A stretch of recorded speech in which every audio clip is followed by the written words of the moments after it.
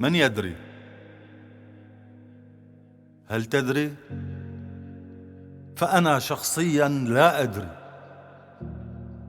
لا أدري هل خضبت بدمي لنراها كتبت بالأحمر، أم أن قصائدنا بهتت فأردت بذلك أن تظهر.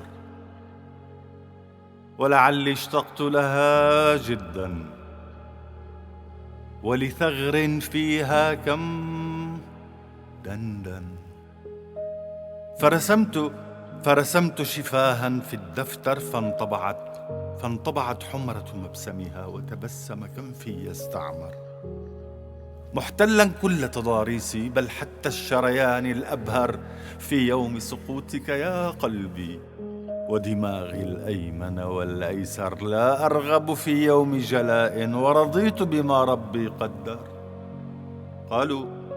قالوا لم تقنع، أكملها أو نشكو صنيعك للمخفر، فأجبت سأكملها يوما، وأضافوا أعذر من أنذر.